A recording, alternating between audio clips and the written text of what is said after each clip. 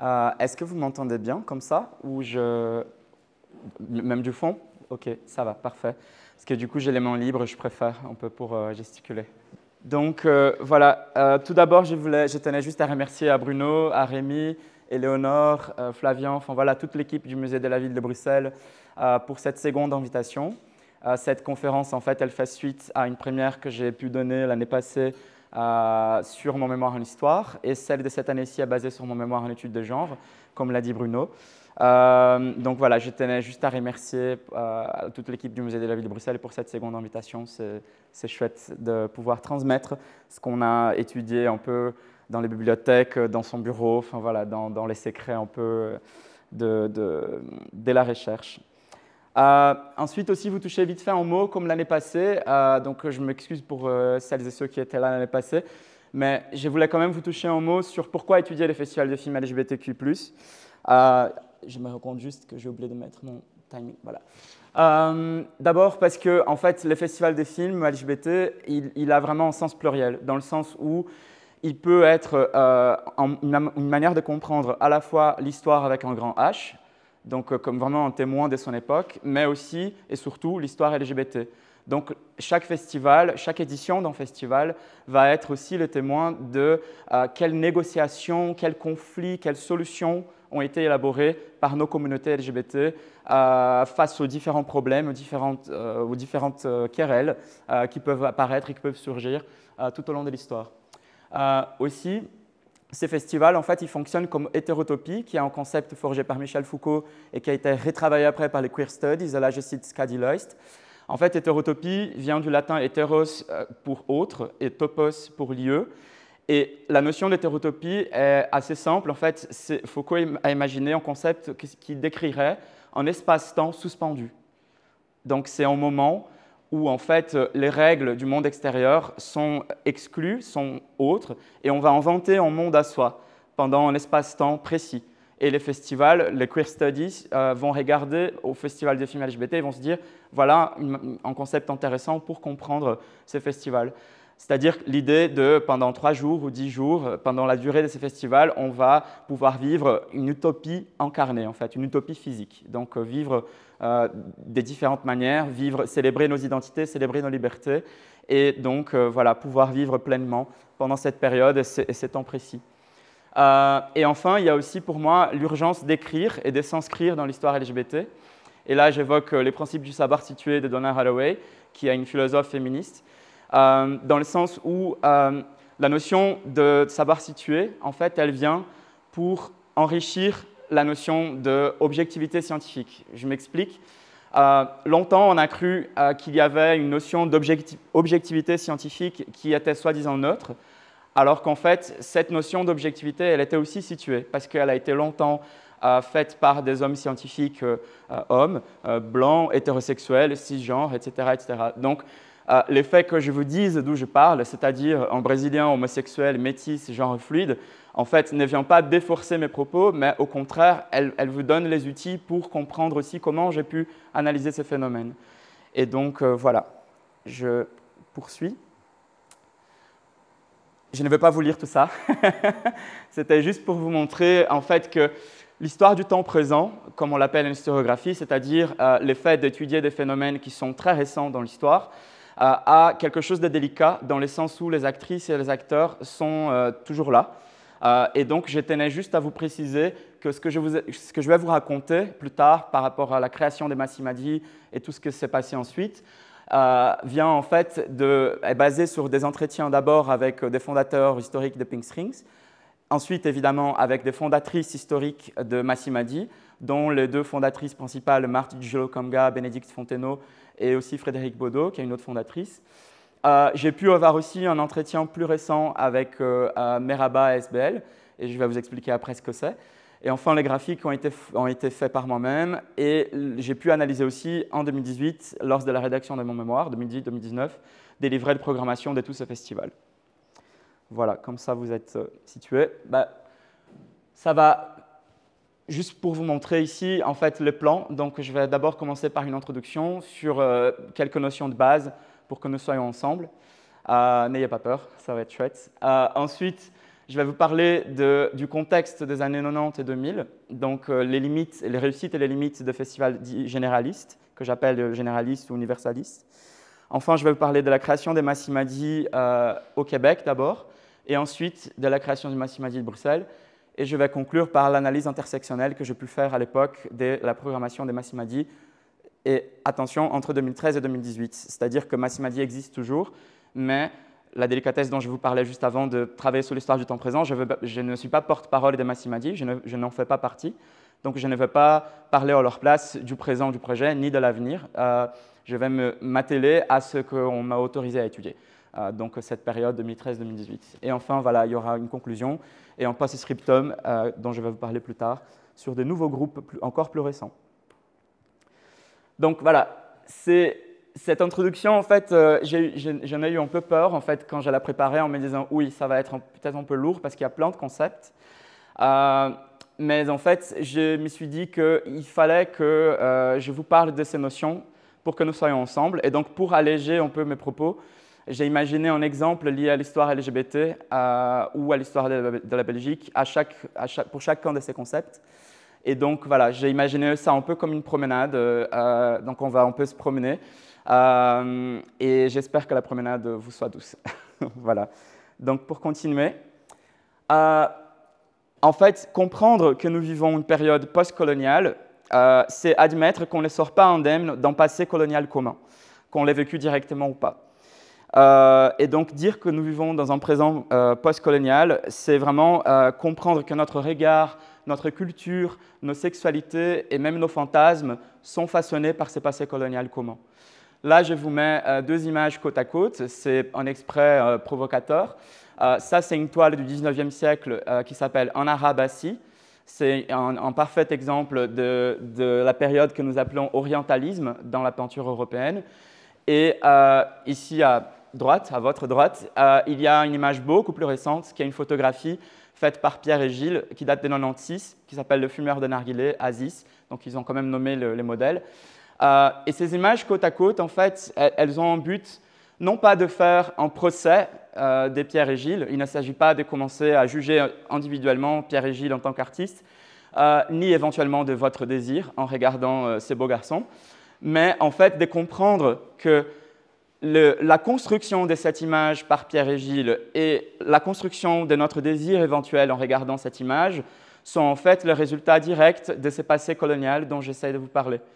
Et donc, ces deux choses, donc la construction de cette image et cet éventuel désir qu'on a en regardant cette image, sont des petites pièces d'un puzzle beaucoup plus grand, d'une fresque beaucoup plus grande qui s'appelle « Présent postcolonial ». Pour continuer, il y a aussi le concept de race ou être racisé. Et là, je mobilise Bell Hooks et Colette Guillaumin. Les mots race aussi a évolué avec le temps, dans le sens où si au XIXe siècle, les mots race étaient utilisés pour, en fait, soi-disant scientifiquement, décrire une hiérarchie entre les différentes races, et donc d'établir une hiérarchie entre les différents êtres humains, le mot « race » actuellement, il est utilisé dans un contexte sociologique, dans le sens où dire qu'on est racisé ne crée pas la race. Dire qu'on est racisé actuellement décrit une réalité que les personnes racisées vivent déjà. Donc, dire que Jack Ross, le compagnon de Robert Mapplethorpe, est racisé ne crée pas le fait qu'il soit noir et perçu comme racisé. En fait, ça ne fait que décrire une réalité qu'il vit déjà. De discrimination, d'exotisation, de tout un tas de choses. Et donc, c'était juste pour vous situer que quand j'utiliserai les mots race ou racisé, c'est dans son concept sociologique contemporain et pas par le passé, pas dans sa logique raciste. Pour vous dire aussi que dans l'histoire LGBT, longtemps, nous, les personnes racisées, et surtout les garçons racisés, nous avons été en fait pas mal photographiés, nous avons été pas mal objets de textes, mais aussi surtout d'images. Et d'ailleurs, Robert Mapplethorpe en a fait toute une carrière là-dessus. Donc là, c'est une couverture d'un livre carrément, où il n'y a que de nus masculins de garçons noirs. Mais en fait, ça donne aussi place à des ambiguïtés parce que la vie prend le dessus. Donc il a aussi été en couple avec plusieurs garçons noirs. Et donc cette histoire est vraiment complexe en fait, et je vous invite à me suivre pour en décortiquer. Là, je vous mets aussi quelque chose de très provocateur. Ça, c'est un extrait du premier manifeste du Phare, le Front homosexuel et d'action révolutionnaire, qui est un des premiers groupes militants homosexuels français. Et là, ils disent carrément dans leur tract « Nous sommes plus de 343 salopes, nous sommes fait enculer par des Arabes, nous en sommes fiers et nous recommencerons ». Il y a quelque chose de assez 68 art, en fait, dans la manière dont cette phrase est construite. Il y a certains aspects que je voulais aborder en regardant cet extrait avec vous. Les premiers, c'est d'abord situer historiquement cet extrait. À l'époque, ça a été perçu comme extrêmement progressiste, très à gauche, enfin PD de gauche, mais à gauche quand même, dans le sens où l'extrême droite française essayait de manipuler la figure de l'homme arabe, comme on l'appellerait génériquement, en le faisant passer par en sauvage, voilà, les migrants duquel il faut se protéger. Et là, le fait que les homosexuels militants revendiquent de s'être fait enculer par ces Arabes, génériquement, en fait, passait comme quelque chose d'assez provocateur et très à gauche. Voilà.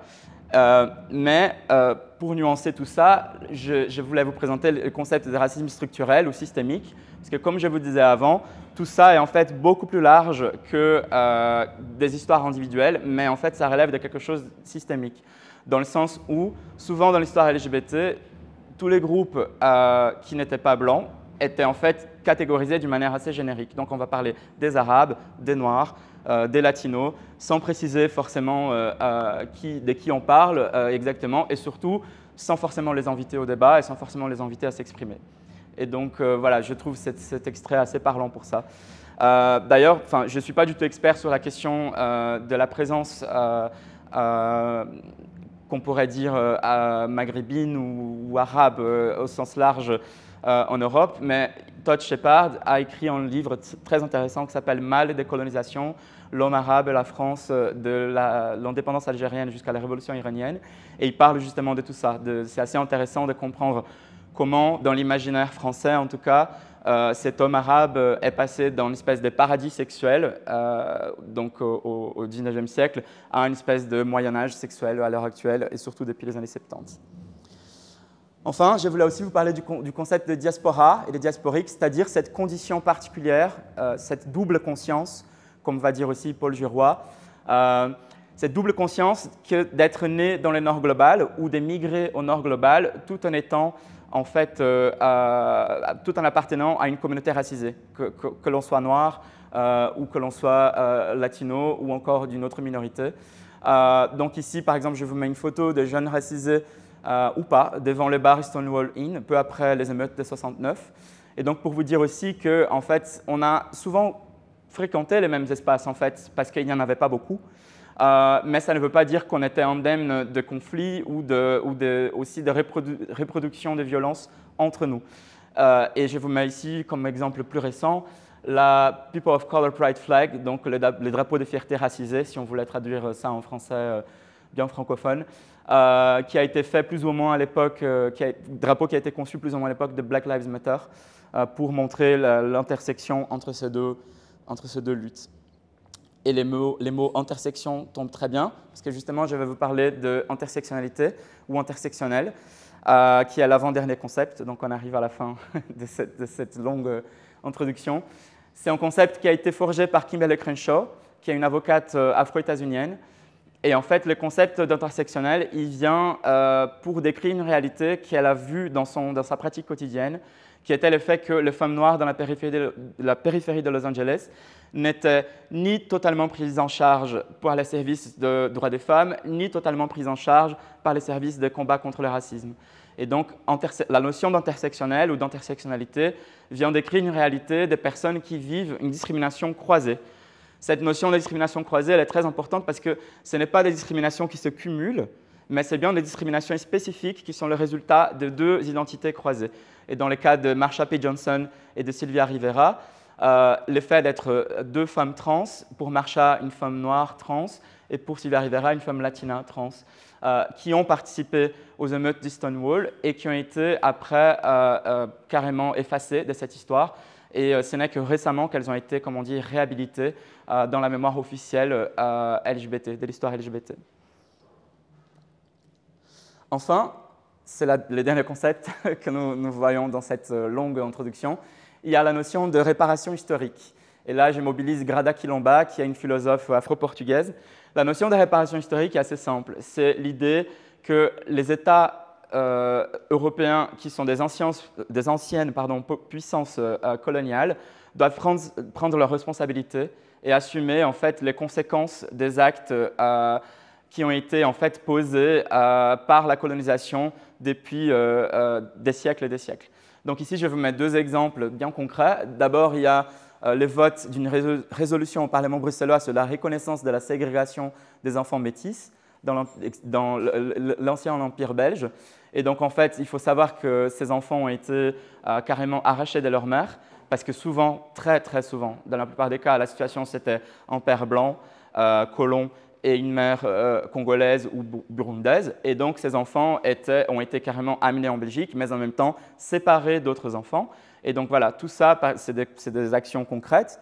Plus insidieux et encore moins reconnu, c'est les mythes coloniales sur l'homosexualité qui auraient été importés de l'Occident, enfin importés par l'Occident à l'Afrique. Je m'explique.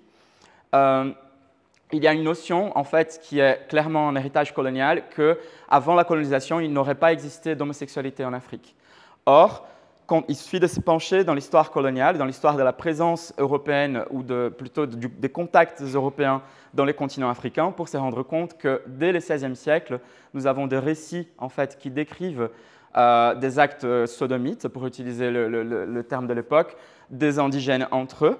Et surtout, au XIXe siècle, lors de l'époque néocoloniale, en fait, il y aura un effort énorme des puissances coloniales européennes de créer des lois et des codes de conduite en fait, contre l'homosexualité, qu'elles soient pratiquées entre indigènes, entre blancs et blancs en situation des colons ou entre blancs et indigènes. Et en fait, les sources judiciaires aussi des jugements démontrent que en fait, ces relations se passaient dans tous les sens, et pas que entre blancs et colonisés ou entre blancs, entre eux. Voilà. Donc, en fait, cette notion, ce mythe colonial de l'homosexualité n'est pas traditionnellement africaine, va en fait clairement être créé par les pouvoirs coloniaux et malheureusement, ça va être repris par certains régimes, et je dis bien certains régimes, dans certains pays d'Afrique. L'Afrique est un continent immense, donc il y a plusieurs complexes et réalités très différentes en fonction des pays. Et donc, en fait, ça va être perpétué par certains de ces régimes vraiment dans un but, oui, de perpétuer cet héritage, pas colonial, je dirais, mais de perpétuer en fait l'image de cette Afrique traditionnelle qui serait éternellement hétérosexuelle. Le pouvoir colonial a aussi en fait véhiculé un discours pseudo-scientifique de cette Afrique éternelle qui serait jamais en fait homosexuelle, mais hétérosexuelle. Voilà, donc c'était juste pour vous donner un peu ces quelques éléments clés. Ensuite, pour vous dire que l'histoire des festivals de films tout court, en fait, et l'histoire des populations minorisées, il y a déjà un dialogue qui est beaucoup plus ancien que ce que je vais vous raconter, sauf que les limites de ces festivals que je vous présente ici, c'est qu'ils ne traitent jamais d'une manière globale que l'on soit LGBT et racisé, ou LGBT et noir. Par exemple, ici, vous avez deux exemples de festivals de films des femmes, mais qui ne tenaient pas forcément en compte les dimensions raciales ni forcément la dimension lesbienne. Ici, vous avez un festival New York Black Film Festival créé en 1974 à New Jersey, qui ne tenait pas forcément en compte la dimension homosexuelle des communautés noires, qui était sans doute existante.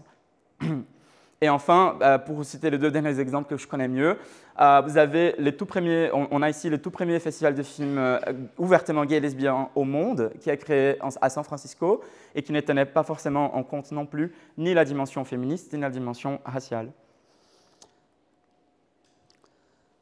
Je ne pouvais pas démarrer vraiment cette conférence non plus sans vous dire vite fait, et je ne vais pas tout vous décrire, mais c'était juste pour vous dire que l'histoire des festivals LGBT au sens large, généraliste, est beaucoup plus ancienne que ce que je vais vous présenter aujourd'hui. Elle commence en 1979 avec Homofilm, qui a été créé par les GLH Bruxelles, groupe de libération homosexuelle. Ensuite, il y a 1982, la deuxième édition du Festival Cinéma Homosexualité. Et enfin, de 1983 à 1992, Bruxelles aura quasiment à chaque année un festival de films ouvertement homosexuels. Tout ça, c'était juste pour vous dire voilà, que cette histoire, elle est bien plus ancienne que ce que je vais vous présenter. Et pour que je fasse une pause, je vais vous montrer quelques images de tous ces festivals.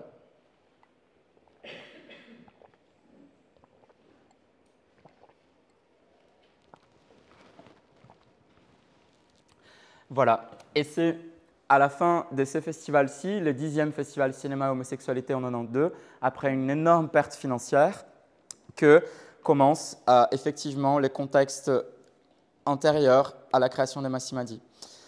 Donc, en 98, en fait, nous avons la reprise de ce festival du film gay et lesbien de Bruxelles, qui d'ailleurs déjà s'est fait renommer, parce qu'avant ça s'appelait cinéma et homosexualité, et comme on est en 98, on va employer les drapeaux arc-en-ciel discrets, mais quand même présents, et les mots gays et lesbiens. Ça peut paraître anodin pour nous aujourd'hui, mais ça ne l'était pas du tout à l'époque. Il y avait des débats au sein de nos communautés sur faut-il employer les mots gays et lesbiens, c'est un truc anglophone, ça n'a rien à voir, on a déjà les mots homosexuels ou lesbiennes. Donc voilà, mais les mots gays et lesbiens sont quand même adoptés. Et donc voilà, je voulais juste vous parler des réussites et des limites de cette approche universaliste. Ces festivals avaient lieu au Botanique aussi, j'ai oublié de mentionner, en fait, qui était la salle prestigieuse de l'époque, parce que le centre culturel officiel de la communauté française, qui aujourd'hui s'appelle Fédération Wallonie-Bruxelles. Il faut se remettre dans le contexte de l'époque. On n'a pas encore toutes les lois en fait, que nous connaissons aujourd'hui, qui nous paraissent des acquis, voilà, comme les mariages, comme l'adoption, et comme encore d'autres choses, comme la PMA aussi en Belgique, qui est légalisée. Et là, carrément, nous avons un message de bienvenue de Charles Piquet, qui était le ministre de la Culture de l'époque, du Parti socialiste. Et j'ai oublié de vous dire aussi que ces festivals étaient devenus énormes, notamment grâce à la proximité de Tel Quel, la SBL qui organisait ces festivals, et le Parti socialiste de Belgique. Et donc, c'est pour ça aussi qu'il y a eu pas mal de choses intéressantes qui ont pu avoir lieu, parce qu'en fait, simplement, il y avait du financement. Voilà. Je vais quand même vous montrer vite fait, je suis un peu en retard dans mon temps, ah non, quoique, mais je vais vite fait vous montrer une petite vidéo. Bon, voilà, j'aime beaucoup l'idée de créer un ministère de l'homosexualité, c'est dommage. Non, c'est pour rire, mais attendez, je reprends ici. Ouais, vous voyez bien mon écran? Ouais. Ok.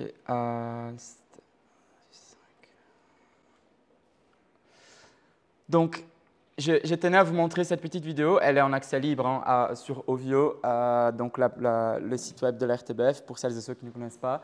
Je tenais à vous la montrer parce qu'en fait, je trouve qu'elle résume assez bien quelle était l'ambiance de l'époque par rapport à ce qu'on classait comme priorité. Dans le sens où on parle vraiment, le focus, en tout cas en Belgique, c'est-à-dire le cas qui nous occupe, le focus, c'est vraiment les droits au mariage, les droits à l'adoption, les droits au fait de fonder une famille, etc., etc., etc. Donc, il n'est pas question, par exemple, des droits des demandeurs d'asile LGBT, qui existent déjà à cette époque. Hein.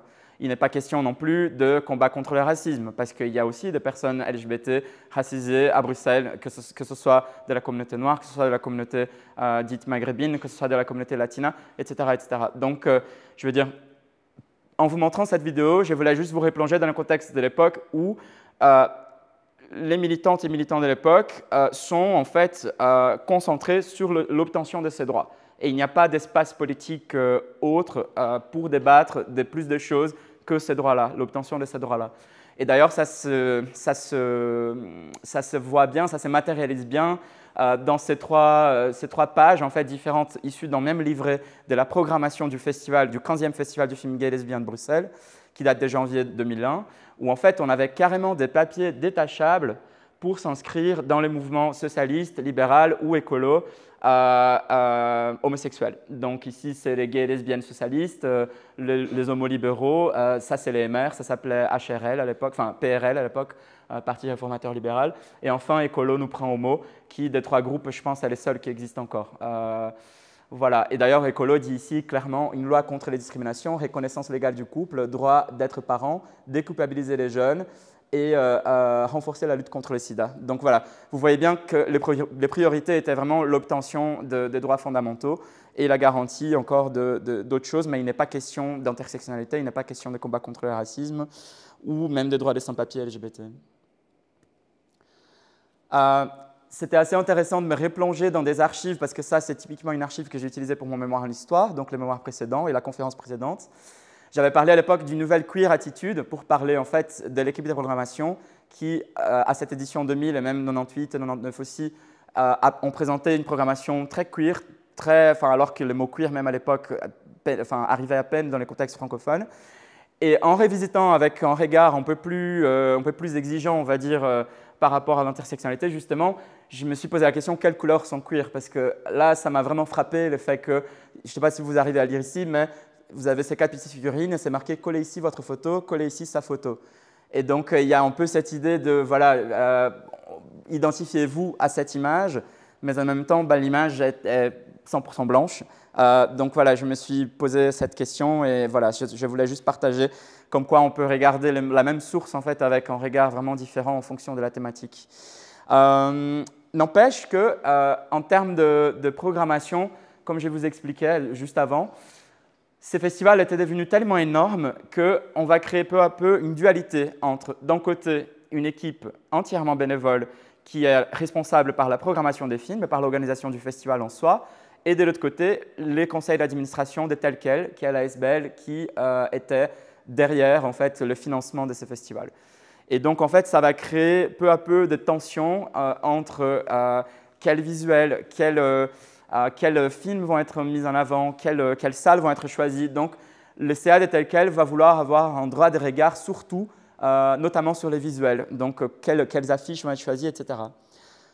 Tout comme dans le milieu politique et militant, les droits fondamentaux étaient en fait le focus, à cette époque, le focus de ces festivals était en fait la parité entre les hommes et les femmes. Donc la parité entre les films à thématique lesbienne et à thématique gay. Et donc en fait, je me suis intéressé à l'époque de mon mémoire en histoire à compter la proportion en fait de films. Parce qu'en fait, ces festivals du film gay lesbien de Bruxelles les classaient explicitement dans le programme. Et donc, c'était assez simple de voir. Et nous voyons bien que, en fait, voilà, c'était vraiment la question de cette parité en jeu. Et cette édition 2000, en fait, d'ailleurs, il y a beaucoup plus de films lesbiens. Et ce n'est pas un hasard. Juste après cette édition, le conseil d'administration tel quel va expulser toute l'équipe de programmation qui organisait ces festivals, enfin, qui était en charge de la programmation des films. Et on va quand même faire une programmation paritaire, mais comme vous verrez, il y a quand même un fameux retour à la norme. Cette édition 2001, en fait, va être pas du tout queer. On va vraiment parler, les garçons pour les bleus pour les garçons, les roses pour les filles. Enfin voilà, on va classer explicitement les films toujours. Et donc voilà, tout ça pour vous dire qu'il y avait plein de choses en dispute. C'est dans tous ces contextes, en 2002, qui naît Genre d'à côté ASBL, qui est la ASBL qui va plus tard créer Pink Strings. Cette ASBL, elle est née en 2001, et d'abord, Genre d'à côté, c'est juste un ciné-club. Là, je vous mets vite fait un graphique qui montre l'immense succès que ce ciné-club a eu. Et donc, en fait, pendant un an, ici, vous voyez qu'il n'y avait jamais moins de 100 spectateurs et spectatrices. Et arrive à Bruxelles Pink Strings en 2002. Et donc, pour vous dire que ce qui arrive à Bruxelles n'est pas du tout quelque chose d'unique ou de spécial. New York a eu la même chose, c'est-à-dire, à un moment donné, il y a des conflits communautaires au sein des communautés LGBT et on a un deuxième festival qui est créé en opposition à celui qui existe. Et donc, pendant plusieurs années, Pink Strings et le festival du film gay lesbien de Bruxelles ont cohabité. Et je me suis posé la question à l'époque, est-ce que c'était les festivals en concurrence ou en coexistence?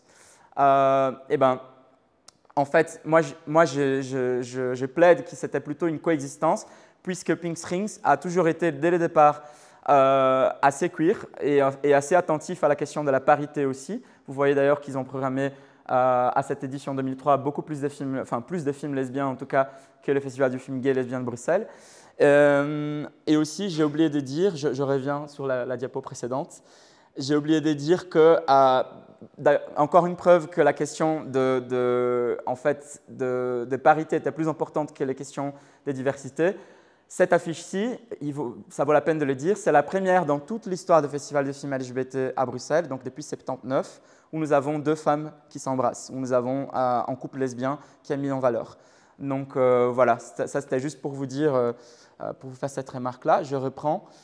Donc, c'était bien des festivals en coexistence, puisque, comme je vous disais, Pink Springs a toujours été assez queer. Donc là, c'est l'édition, si je ne me trompe pas, 2003, où on va carrément appeler une séance de court-métrage Gender Trouble,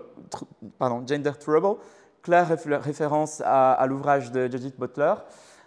Et ici, à la même année, au Festival du film gay lesbien de Bruxelles, juste pour s'amuser, on va inverser les couleurs, j'imagine pour ne pas être justement taché de stéréotypés, mais voilà, on va toujours classer les films d'une manière assez explicite, et surtout, Pink Springs, dès le départ, va faire l'effort du bilinguisme néerlandais-français, tandis que les festivals du film gay lesbien de Bruxelles, ils vont renvoyer les gens vers le site web pour l'anglais et pour le néerlandais. Voilà. À partir de 2004, il y a Pink Springs qui dépasse symboliquement ces festivals historiques, puisque c'est la première année où ce tout jeune festival va programmer plus de films. Et depuis lors, Pink Springs est le plus grand, le principal festival de films queer de Bruxelles. Parallèlement à la naissance de Pink Springs, la première année de Pink Springs, 2002, nous avons la naissance de Merhaba, qui est la première association LGBTQI+, par et pour les personnes racisées à Bruxelles. Spécifiquement, en fait, Merhaba est créé en 2002 par un petit groupe de personnes LGBT d'Afrique du Nord et des Balkans. Donc, j'ai pu interviewer Sophie, comme je vous ai dit au début, Sophie, animatrice socioculturelle, qui m'a expliqué que ces personnes ne trouvaient pas les soutiens dont elles avaient besoin, ni dans les milieux LGBT traditionnels, ni dans leur communauté ou dans leur famille. Et elles cherchaient des espaces où elles ne seraient pas confrontées ni à l'homophobie ou à la transphobie, ni non plus à la islamophobie ou au racisme. Et donc, ils commencent à faire des petites soirées, des espaces de parole, et assez vite, ils sont débordés parce qu'ils se rendent compte, elles et ils se rendent compte que le besoin est beaucoup plus grand que ce qu'elles n'avaient imaginé. Pour revenir sur le Festival du film gay lesbien de Bruxelles et Pink Springs, je voulais juste vous montrer ces graphiques. Je me suis intéressé à l'époque à compter aussi l'origine des films en fait, par continent. Et en fait, on peut voir ici, on ne peut pas voir ici la proportion des films venus d'Afrique, mais j'ai ici mon petit pense-bête qui me dit que 1,5% des films seulement venaient en fait du continent africain. Et pour Pink Springs, la proportion n'était pas beaucoup plus, je vais dire différente, c'est un peu plus, c'est 2,4%. Mais vous voyez d'ailleurs, je reviens à mon graphique précédent, vous voyez que en fait, ces graphiques sont assez similaires en fait quand même. Il faut peut-être aussi nuancer l'effet qu'un film peut venir d'Europe ou d'Amérique du Nord, et surtout d'Amérique du Nord, et valoriser quand même les vécus de personnes noires ou racisées au sens large, parce qu'il y a des diasporas, comme je vous ai expliqué au début, et parce que nous avons les contextes dans certains pays africains d'interdiction de l'homosexualité. Mais tout de même, il y a 4 raisons qui sont évoquées par les organisateurs et organisatrices de Pink Springs et du Festival du film gay et lesbien de Bruxelles, mais surtout Pink Springs. D'abord, ils ont parlé de la rareté des films africains ou afro-diasporiques qui leur arrivaient. Donc, je cite un des interviewés. « Si on en programmait peu, c'est parce qu'on en trouvait peu. Ce n'est pas parce qu'on en refusait beaucoup ou on n'en trouvait pas. Donc, forcément, c'était difficile d'en programmer si on n'en trouvait pas ou peu. » On verra après que ces propos doivent être nuancés par la réalité que j'ai pu découvrir grâce à mon mémoire sur Massimadi. Ensuite, la deuxième raison évoquée, il y a la programmation d'un festival global comme Pink Springs comme un reflet de la production cinématographique du monde, donc plus abondante au nord qu'au sud global. Ça aussi, on verra que ça peut être nuancé. Enfin, il y a les difficultés de composer une programmation de films comme bénévole avant la sophistication d'Internet. C'est-à-dire que ces festivals ils sont organisés avant qu'Internet ne soit aussi performante qu'elle ne l'est devenue. Et enfin, raison qui me paraît… je viens de donner un énorme point au micro, pardon. En fait, la raison qui me paraît la plus sincère et la plus intéressante, c'est l'aveu de Fred Arendt, un de mes interviewés pour Pink Springs, qui me dit que même si Pink Springs a toujours essayé d'être attentif à ces questions, c'est-à-dire de diversité raciale, Pink Springs reste un festival LGBT très blanc et très cisgenre parce que l'équipe de programmation l'est. Et c'est ça aussi la question. Voilà, ça n'a changé que très récemment, la programmation des Pink Springs, avec l'intégration dans l'équipe de programmation de Raissa Yowali et de moi-même, qui sommes les premières personnes racisées au sein de la programmation de ces festivals. Ensuite, nous arrivons à la deuxième partie, donc de Massimadi comme une expérience transatlantique. Et donc, voilà, je vous mets un frame, en fait, une capture d'écran que j'ai pu trouver grâce à Beaux-Arts parce que ces courts-métrages de Martin Djolo-Kamga, Black LGBTQI People, Black LGBTQ People, Here We Are, qui date de 2020, a été projeté à Beaux-Arts en 2021. Donc cette image s'est trouvée dans leurs archives, enfin en domaine public. Et donc c'est assez intéressant de voir, je vais vous expliquer juste après, que ce festival Massimadi, il commence à Montréal et puis après il est emporté à Bruxelles. Il y a une tentative aussi à Port-au-Prince, voilà, en Haïti, qui malheureusement n'a pas pu voir les jours parce que ça a été annulé sous menace en 2017. Et ce qui est assez intéressant, en fait, c'est de voir aussi que ces flèches sont des personnes qui ont fait du bénévolat pour Massimadi, d'origines diverses, des parcours divers, que ce soit des personnes noires, des personnes blanches ou encore d'autres nationalités. Donc, Massimadi est tout d'abord un festival québécois, enfin montréalais même, qui s'appelle le Festival international des films LGBT afro-caribéens. Il est créé en fait en 2009 et en fait c'est l'association Arc-en-Ciel d'Afrique qui l'est créée. Et juste pour vous dire ce que ça veut dire Massimadi en soi, c'est un néologisme en fait qui est la contraction des mots créoles Massissi et Madivine, ou Madivines, je ne sais pas comment dire, que ce sont des termes péjoratifs signifiant gay et lesbienne, dont la réappropriation par cette association traduit donc cette volonté d'affirmation par un retour des stigmates, un peu comme les mots queer ou dans nos communautés d'utiliser les mots PD ou les mots gwyn, en fait, qui sont à la base des insultes.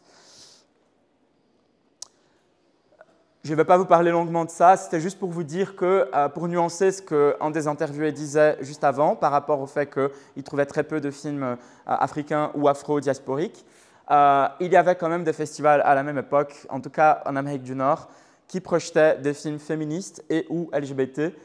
Donc ici, par exemple, il y a Queer Black Cinema à Brooklyn, qui a été créé en 2008, ou encore avant, le Fusion, Festival du film LGBT People of Color de Los Angeles. Voilà, c'était juste pour vous dire qu'il y avait quand même, un contexte d'ébullition. Et cette profusion de festivals nous montre que Massimadi n'est pas un événement isolé, n'est pas quelque chose d'isolé, mais fait partie d'une vague en fait, de nouveaux festivals qui viennent justement tenir compte du peu ou de l'absence totale de prise en compte des questions de diversité raciale au sein des festivals généralistes. L'enjeu principal de ces festivals, c'est aussi de projeter des cinéastes en fait, qui existent et qui ont existé longtemps, depuis longtemps. Isaac Julien ou Marlon T. Riggs, par exemple, ils filment dès les années 80-90. Hein.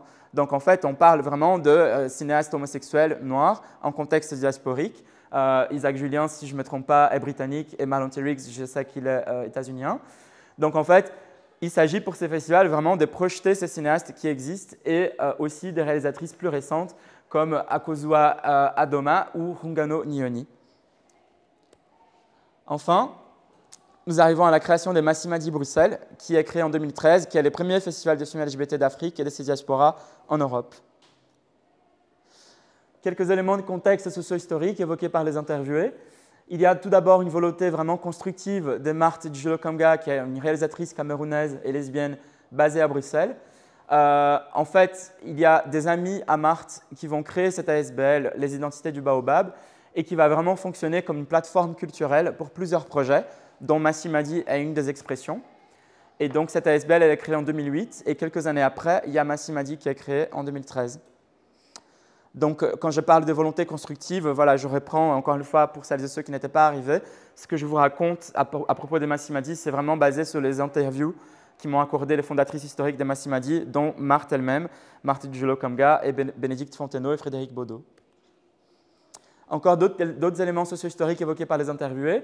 D'abord, Massimadi comme un espace par et pour la communauté LGBTQI+, noire bruxelloise, dans le sens où elle manquait d'espace, en fait, cette communauté. Elle manquait d'espace pour se retrouver, elle manquait d'espace pour être entre soi et pour écouter de la musique afro-caribéenne ou afro-diasporique ou africaine tout court. Il y a aussi la question du travail bénévole qui est essentielle.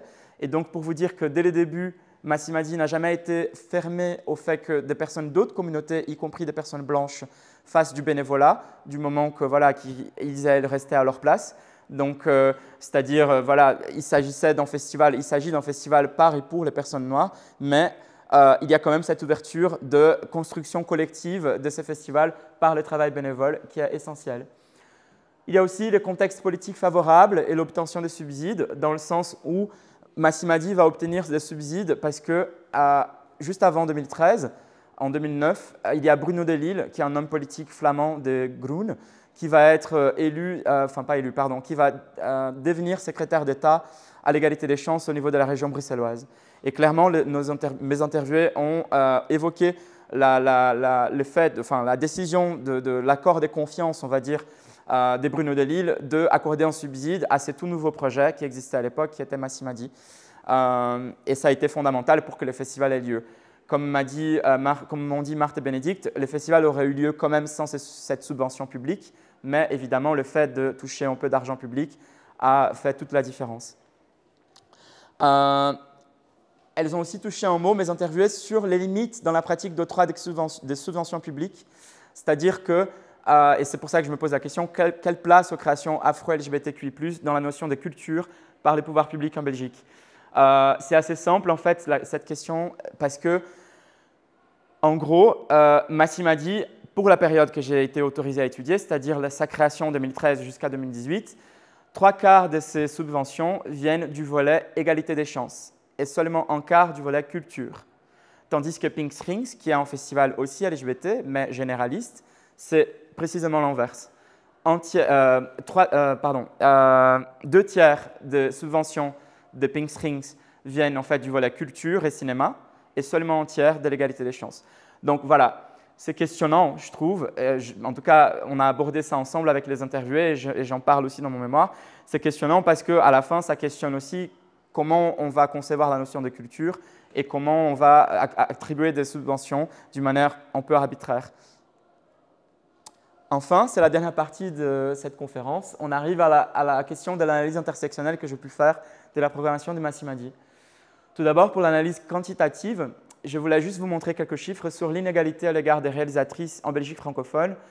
Ceci décrit ce qu'on appelle dans les études des genres en effet ciseaux. C'est-à-dire qu'on va trouver dans les études de cinéma plus de femmes, plus d'étudiantes que d'étudiants, ou parfois moitié-moitié. C'est-à-dire donc comme en ciseaux, d'abord elles sont plus nombreuses que les étudiants. Et plus on va avancer dans la carrière cinématographique, plus ça va s'y croiser et faire un peu le dessin dans ciseaux qui est là.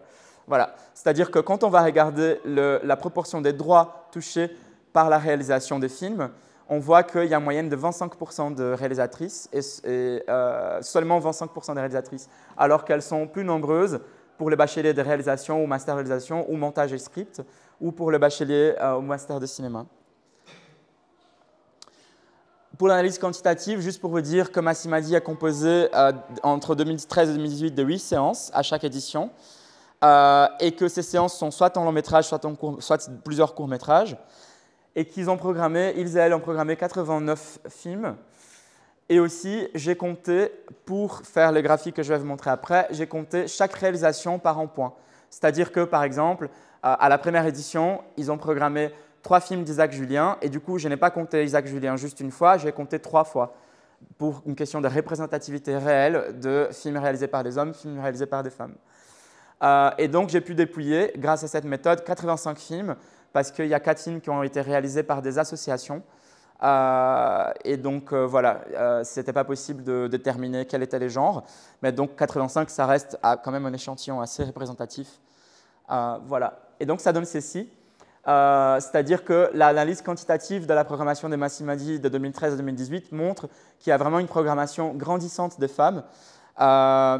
Et en fait, d'ailleurs, elles m'ont expliqué, Marthe et Bénédicte, que pour ces deux premières éditions, la raison pour laquelle il y a moins de réalisatrices, parce que les réalisatrices, c'est en bleu foncé, pardon, et les réalisateurs en bleu clair, c'est parce qu'en fait, elle voulait justement projeter des réalisateurs noirs historiques, comme Isaac Julien ou Marlon Terrix. Donc voilà, ça s'explique pour ça. Et aussi, si on analyse au sens large, tous les films confondus, des éditions 2013 à 2018, il y a une parfaite parité, comme vous pouvez le constater.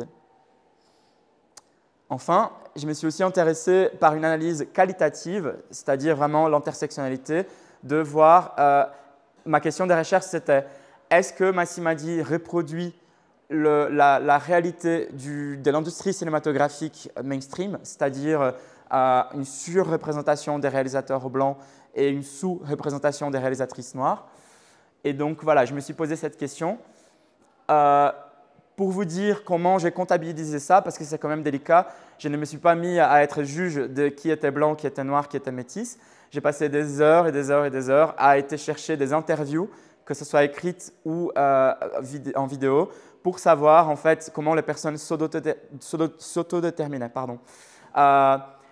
Étonnamment ou pas, c'était assez simple en fait, c'était long mais c'était assez simple parce qu'en fait comme ces personnes réalisaient des films touchant aux thématiques des communautés noires, cette question venait très vite et assez souvent en fait sur comment vous en tant que personne noire ou métisse ou blanche ayant réalisé ces films vous positionnez, etc. etc. Donc c'est comme ça que j'ai pu dépouiller les 85 films dont je vous ai parlé et ça donne ceci. Donc en fait nous avons en tête des listes pour tous les formats confondus des films, court-métrage, long-métrage, voilà, et pour toutes les éditions entre 2013 et 2018. D'abord, les réalisateurs noirs, ensuite les réalisatrices noires, avant 7%, ensuite les réalisatrices blanches, et enfin les réalisateurs blancs, en tout bas de l'échelle. Et ce qui était hyper intéressant, c'était quand je me suis intéressé à savoir par format, c'est-à-dire le long-métrage, donc les nerfs de la guerre, parce que les longs métrages, c'est ce qu'il y a de plus cher en fait, à réaliser, parce qu'il faut trouver des financements publics, à moins que vous soyez riche, mais c'est assez rare. Et donc, ce qui est hyper intéressant, c'est de constater que quand on va croiser la dimension intersectionnelle, donc des genres et des races, avec le format des films, on constate que Massimadi a vraiment mis en valeur beaucoup plus souvent les films réalisés par des réalisatrices noires et en bas de l'échelle, les réalisateurs blancs. Et donc, il y a d'abord les réalisatrices noires, puis les réalisateurs noirs, et ainsi de suite, les réalisatrices blanches et les réalisateurs blancs. Nous arrivons enfin à la conclusion, et je vois qu'il est temps, parce qu'il est 7h30. Massimadi est donc en tournant dans l'histoire des festivals de films LGBTQI+, en Europe, parce que c'est les premiers festivals de films belges, européens, afro-centrés. Donc vraiment, dont tous les films sont centrés sur le vécu des personnes africaines ou noires en situation diasporique, donc afro-belges, afro-françaises, etc. etc. Je vais aussi vous toucher vite fait en mots sur le concept de travail culturel précaire de Skadi Loist. C'est assez simple. En fait, derrière l'aura de festivals de films, qui peuvent paraître très chic, en fait, souvent, il y a une situation assez précaire, dans le sens où, que ce soit pour Massimadi ou pour Pink Strings, ces gens qui travaillent dans ces festivals sont tous bénévoles, en fait. Et donc, voilà, ça cache quand même une réalité souvent très précaire. Je vous ai déjà dit, donc, il y a une programmation vraiment valorisante au regard des réalisatrices noires, comme vraiment un miroir inversé de cette industrie cinématographique en situation post-coloniale. Et enfin, je trouve vraiment que le fait que le pouvoir public finance Massimadi et continue à le financer, j'espère, il y a quelque chose vraiment de l'ordre de la réparation historique à creuser là-dessus, parce que ça venait justement faire un écho à ce que je vous ai expliqué au début, sur tous ces mythes coloniaux de l'inexistence de l'homosexualité, soi-disant, avant la colonisation. Et enfin, je suis très heureux d'avoir étudié ce festival parce qu'il est vraiment pour moi la concrétisation d'une utopie. Comme je vous ai dit au début, c'est vraiment la réalisation d'une célébration et de la suspension pendant ces quelques moments du racisme, que ce soit dans les communautés LGBT ou de la LGBT-phobie dans les communautés hétérosexuelles au sens large. Et enfin, voilà, je voulais juste vous dire qu'il y a des groupes plus récents qui ne sont pas le Festival des films, il faut juste le dire, mais qui ont été créés à la fin des années 2010, à la fin des années 2010 et début des années 2020.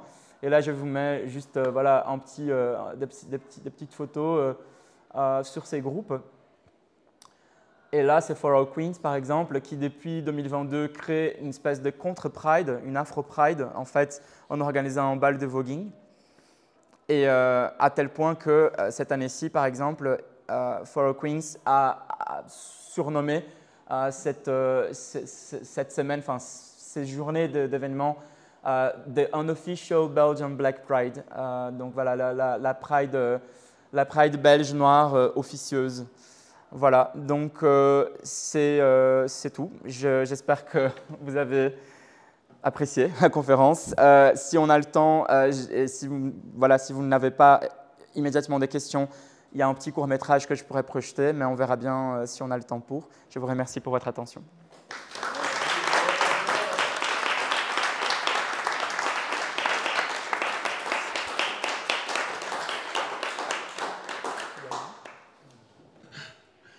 Non, mais alors, première question, c'est par rapport à un de tes slides où tu voyais les 340 salopes qui se sont fait enculer dans le style Omar m'a tué. C'est bien sûr une référence à cette affiche de l'Observateur des 343 salopes qui se sont fait avorter. Est-ce que selon toi, combat féministe et combat racisé seraient les mêmes ou combat homosexuel sont les mêmes à cette époque-là? C'est une très bonne question.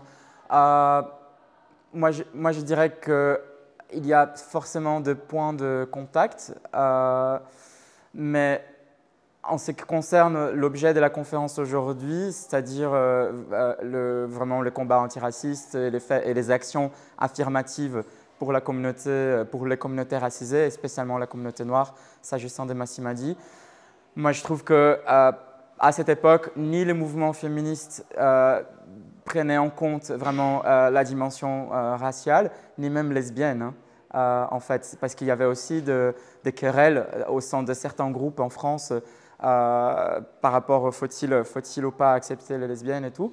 Mais dans les mouvements noirs, les quelques exemples que j'ai en tête plutôt pour les contextes états-uniens, comme les Black Panthers ou d'autres mouvements encore, la question de l'homosexualité n'était pas non plus ouvertement abordée. Bien qu'existante, parce que, ne fût-ce que pour une question mathématique, en fait, il y avait certainement des hommes et des femmes homo ou trans, autant dans Black Panthers que dans les mouvements plus pacifistes noirs états-uniens. Donc en fait, c'est une question assez complexe parce que, comme je vous disais tout à l'heure, par rapport à la notion d'intersectionnalité, la population afro-LGBT, elle est vraiment à la croisée entre ces deux discriminations, et on pourrait élargir ça aussi en parlant de la population latino-LGBT. Et donc, ce n'est pas donné qu'un groupe féministe prendra forcément en charge, entre guillemets, ces questions. Voilà, ça dépend. Après, Bruxelles est une ville super intéressante là-dessus parce qu'il y a plein de belles initiatives, plein de beaux groupes justement qui font cet effort de croiser tous ces enjeux et donc de promouvoir justement un féminisme très inclusif, un féminisme antiraciste, un féminisme en transféminisme, enfin voilà, un féminisme inclusif, autant au niveau de la diversité raciale que de la diversité sexuelle et de genre. Voilà, mais je ne sais pas si ça répond à ta question, mais... Oui, ça répond partiellement à ma question, effectivement, parce que moi, mon idée était de savoir si c'était même combat ou alors, ici, on s'était appuyé de référents, Omar m'a tué, ou les 343 salopes qui se sont fait avorter. Donc, visiblement, ici, on voit qu'ils ont pris des slogans qui étaient appelants et qui étaient forts pour aussi employer des leitmotifs pour leur combat. Ouais, je pense aussi que c'était aussi dans cet état d'esprit-là de provoque, mais aussi de dire, bon, ça a fonctionné pour le mouvement féministe de femmes, peut-être que ça va fonctionner aussi pour nous, voilà. Mais ouais, je pense que c'était dans cette démarche-là de provoque. La convergence des luttes aux années 70 n'était pas toujours évidente. Hein. De faire communauté ensemble, c'était pas toujours évident. À part Massimadi qui arrive en 2013 à Bruxelles, j'ai l'impression que toutes les initiatives autres que tu as montrées datent d'après Black Lives Matter. D'après quoi? Black Lives Matter. C'est plutôt... Non, je pense que c'est un peu avant. Non, mais vas-y. Enfin, en tout cas, est-ce que... Je vais poser ma question autrement alors. Est-ce que tu penses que Black Lives Matter a eu un impact sur la prolifération d'initiatives qui mettent en valeur et célèbrent les diversités aussi au sein des communautés LGBT, et donc notamment les différentes personnes racisées et leurs origines? Je ne vais pas trop m'avancer sur ta question parce que ça échappe un peu au périmètre de la conférence, mais c'est une question très intéressante. Moi, c'est sur quoi j'ai pu... c'est à quoi j'ai pu avoir accès dans la littérature pour mon mémoire sur la période un peu avant Black Lives Matter, donc les années 2000. C'est vraiment cette vague de festivals qu'on voit ici, que ce soit des festivals féministes noirs ou des festivals afro-LGBT. Elle arrive, ce n'est pas un hasard qu'ils arrivent tous, ces festivals, aux années 2000, dans le sens où le Nord global, que ce soit aux États-Unis ou en Europe de l'Ouest, vit ces mouvements gays et lesbiens vraiment de recherche des droits fondamentaux, donc de mariage, adoption, PMA, comme je le disais.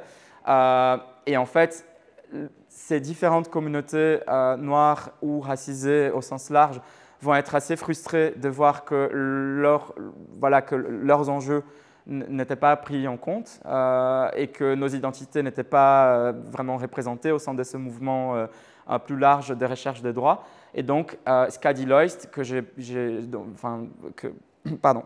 sur laquelle je me suis largement basé pour cette partie-là théorique, elle va justement expliquer que cette frustration politique va produire cette vague de festivals. Par contre, sur ta question qui est très intéressante, je n'oserais pas m'avancer parce que ça va vraiment, ça va au-delà du périmètre de mon mémoire. Donc, je dirais que c'est quelque chose à observer pour les années à venir. Intuitivement, je dirais qu'il y aura une influence, mais à voir. Scientifiquement, je ne peux pas me prononcer. Voilà. Et dans le public de Massadi actuellement, c'est qui? Plutôt des gens racisés, des blancs, moitié-moitié? Je ne veux pas parler non plus du public présent, parce que comme j'aurais dit pour celles et ceux qui sont arrivés après, comme c'est assez délicat, c'est l'histoire du temps présent, et donc voilà, je ne suis pas porte-parole de Massimadi, je n'en fais pas partie d'ailleurs. J'ai juste étudié la période 2013-2018. Dans mon souvenir, mes interviewés, donc Bénédicte Fontenot et Marthe Dijulo-Kamga, qui sont deux fondatrices historiques du Massimadi, pour répondre à ta question, dans mon souvenir, elles évoquent que la préoccupation pour elles a toujours été que la communauté afro-LGBT bruxelloise trouve un espace où elle puisse s'exprimer librement et être elle-même. Donc écouter de la musique, avoir, même Marthe, je me souviens que Marthe évoque, même avoir de recettes venues des différents pays africains. Donc par exemple, si elles allaient faire un repas, par exemple, dans une soirée d'office, ça serait un plat venu d'un pays africain, que ce soit sénégalais ou burundais, etc., etc. Donc d'avoir vraiment cette ambiance par et pour cette communauté, mais ne pas s'enfermer non plus dans un élément en non-mixité choisi. C'est-à-dire que Massimadi ne s'est jamais revendiqué comme un festival en non-mixité. En tout cas pour la période 2013-2018, c'est un festival qui était ouvert à ce que tout le monde puisse venir le fréquenter. Voilà, donc sociologiquement, ça donnait un public assez divers en fait. Mais quand même, dans mon expérience d'homo à Bruxelles, d'observer les bars et même le festival duquel je fais partie, Pink Strings, je peux te dire qu'il y a à Massimadi beaucoup plus de personnes noires que dans Pink Strings. Voilà. Moi j'ai une autre question curieuse. Merhaba, ça existe encore?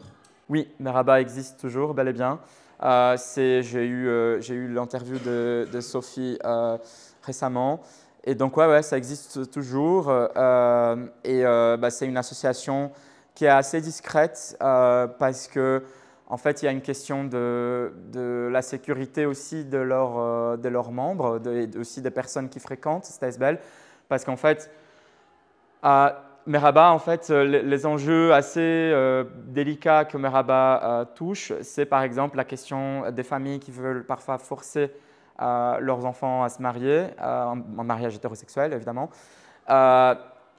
ou alors par exemple des gens qui ont fui leur pays, que ce soit au Moyen-Orient ou alors en Afrique du Nord, qui ont fui leur pays et en fait risquent un peu leur vie si leur famille ou leur communauté apprenait qu'ils sont homo ou trans.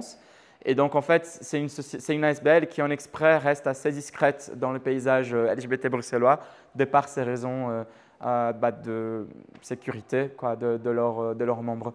Mais je n'ai pas étudié en profondeur Merhaba, mais je tenais à élargir les scopes pour la conférence. Et c'est pour ça que j'ai interviewé une de leurs travailleuses. Voilà.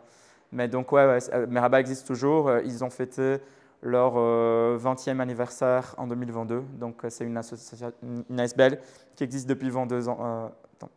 22 ans déjà.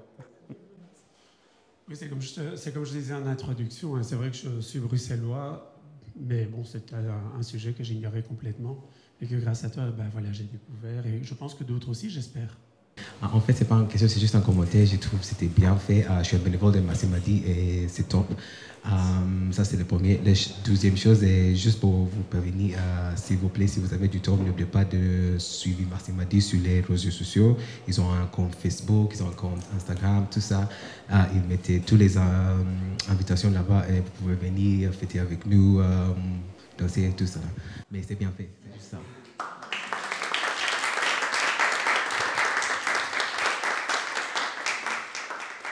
Ben voilà, je pense que c'est une belle